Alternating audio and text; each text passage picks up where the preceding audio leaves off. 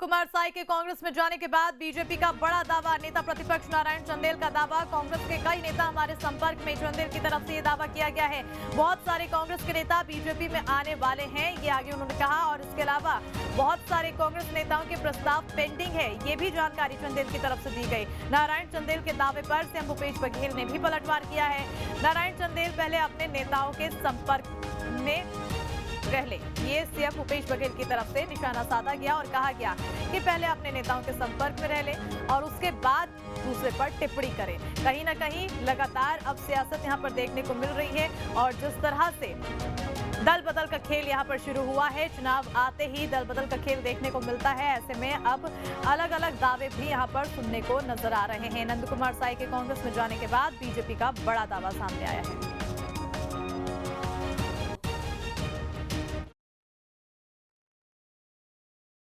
छत्तीसगढ़ सरकार की गलत नीतियों को लेकर के एक नहीं अनेक कांग्रेस के नेता जैसे जैसे चुनाव नजदीक आएगा कांग्रेस छोड़ करके जाने वाले हैं। और वो तो बोलते हैं कि एक दो लोग हैं, हमारे पास तो गिनती नहीं है, इतने लोगों के प्रस्ताव हमारे पास पेंडिंग है। नारायण चंदेल जी अपने नेताओं के संपर्क में रह ले। बस्तर में बैठक होती, नारायण चंदेल जी गायब रहते, नेता प्रतिपक्ष। तो ये जितने नेता हैं पुराने, जिसमें रमन सिंह जी हो गए, धरमलाल कौशिक जी हो गए, नारायण चंदेल जी, सबको नेपथ्य में ढकेल दिया गया। और ज्यादा जानकारी के लिए रुक करेंगे हमारे सहयोगी अंकुश की ओर। अंकुश, लगातार अब यहाँ पर गहमा गहमी का माहौल देखने को मिल रहा है जब से दल बदल का खेल शुरू हुआ है। अब बीजेपी की तरफ से बड़ा दावा किया गया है।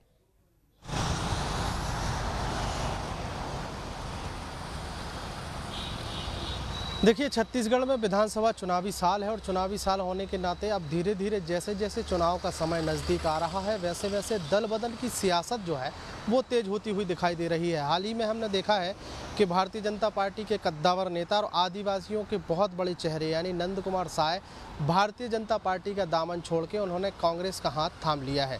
ऐसे में अब बीजेपी के पास अभी इस पूरे मामले में जवाब देने के लिए कुछ नहीं था, लेकिन अचानक से छत्तीसगढ़ के नेता प्रतिपक्ष नारायण चंदेल का ये दावा सामने आता है जिसमें उन्होंने कहा है कि कांग्रेस के एक नहीं बल्कि अनेक लोग बीजेपी के संपर्क में हैं और लोग इंतजार कर रहे हैं कि जैसे ही चुनाव का समय नज़दीक आएगा वैसे ही वे बीजेपी में शामिल होते हुए नजर आएंगे। इसका उदाहरण जो देते हुए उन्होंने सीधे सीधे कांग्रेस सरकार की नीतियों को दोषी ठहराया और उन्होंने कहा है कि कांग्रेस सरकार की नीतियों से आहत होकर कांग्रेस के अनेक नेता बीजेपी में शामिल होंगे। अब इन दावों में कितनी सच्चाई है तो आने वाला समय बताएगा, लेकिन वर्तमान में एक नया माहौल बनते हुए छत्तीसगढ़ की राजनीति में दिखाई दे रहा है कि जिस तरीके से कांग्रेस पार्टी में एक बड़ा उत्साह का माहौल हमने देखा है कि नंद कुमार साय ने जैसे ही कांग्रेस का दामन थामा उसके बाद कांग्रेस पार्टी में एक बड़ा उत्साह देखा जा रहा है। कांग्रेस पार्टी पूरी तरीके से अब आगे आने वाले समय के लिए पॉजिटिव है कि आदिवासी जो वोट बैंक है, आदिवासी जो लोग हैं वो कहीं ना कहीं कांग्रेस के पक्ष में आते हुए दिखाई देंगे।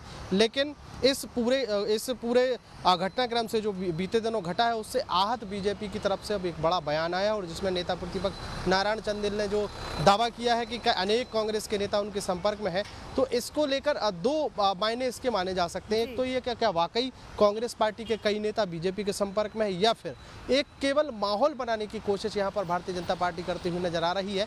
कुल मिलाकर कहा जाए कि चुनावी साल है तो चुनावी समय में इस तरीके की राजनीति अब छत्तीसगढ़ में देखने को मिल रही है और ये राजनीति और आगे कौन सा रूप लेती है ये भी देखने लायक विषय होगा। बिल्कुल, हमारे साथ वंदना राजपूत कांग्रेस प्रवक्ता हैं, वो भी जुड़ चुकी हैं। बहुत बहुत स्वागत है मैम आपका। लेकिन अब जिस तरह से दावे किए जा रहे हैं बीजेपी की तरफ से, यहाँ सवाल मेरा आपसे यही है कि क्या पार्टी में अंदर खाने किसी तरह की खलबली है? देखिए, अगर कांग्रेस पार्टी की बात करते हैं तो टीम के अंदर खाने में कोई भी खलबली नहीं है। हमारा संगठन और मजबूती से काम कर रहा है। इसीलिए आप देख रहे हैं कि कांग्रेस की जो विचारधारा से प्रभावित होकर के भारतीय जनता पार्टी के बहुत ही प्रभावशाली नेता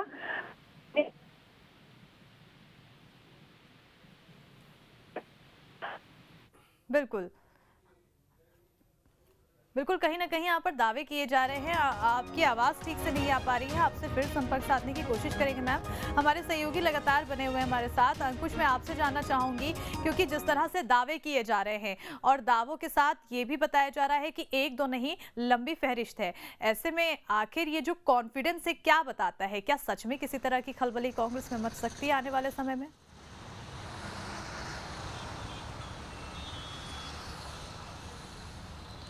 देखिए, जिस तरीके से बातचीत के दौरान मैंने कहा कि इसके दो मायने हो सकते हैं। या तो वाकई कांग्रेस पार्टी के कई नेता ऐसे हैं जो भारतीय जनता पार्टी के संपर्क में है, या फिर आने वाले समय में इस तरीके का कोई बदलाव देखा जा सकता है। या दूसरी तरफ दूसरे मायने इसके हैं कि जो कॉन्फिडेंस की राजनीति है, जो चूँकि कहा भी जाता है कि राजनीति जो है केवल कॉन्फिडेंस का खेल है, जिसके पास कॉन्फिडेंस लेवल ज़्यादा है वो कहीं ना कहीं आगे जाता हुआ दिखाई देता है। यही कारण है कि माना ये जा रहा है कि नेता प्रतिपक्ष नारायण चंदेल ने जो बयान दिया है, या नेता प्रतिपक्ष नारायण चंदेल ने जो दावा किया है, उसको लेकर कहीं ना कहीं ये भी कहा जा सकता है कि ये कॉन्फिडेंस दिखाने की जो कोशिश की जा रही है, उससे कहीं ना कहीं कांग्रेस के जो सोच है, कांग्रेस की जो विचार है, उसको कम करने की कोशिश यहाँ पर की जा रही है। कांग्रेस के नेताओं को सोचने पर मजबूर किया जा रहा है कि क्या वाकई ऐसा है।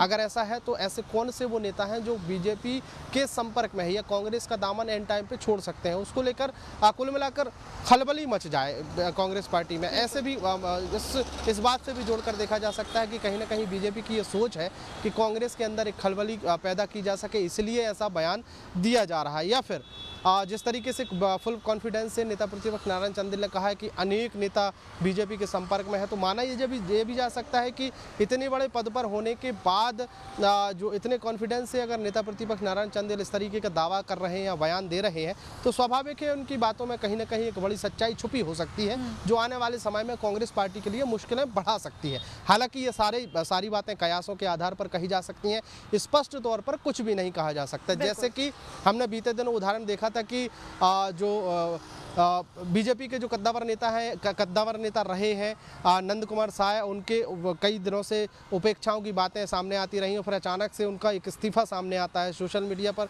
उनका पोस्ट सामने आता है, जिसमें ट्विटर पर भी उन्होंने इस्तीफा पोस्ट किया, फेसबुक पर भी उन्होंने जो अपना इस्तीफा है वो पोस्ट किया, फिर दोनों ही सोशल मीडिया अकाउंट से उन्होंने वो इस्तीफा हटा लिया, और उसके बाद दूसरे दिन उनसे जब संपर्क करने की कोशिश की जाती है तो उनसे लंबे समय तक संपर्क नहीं होता। पर अचानक से खबर ये लगती है कि अब नंद कुमार साय कांग्रेस के होने जा रहे हैं।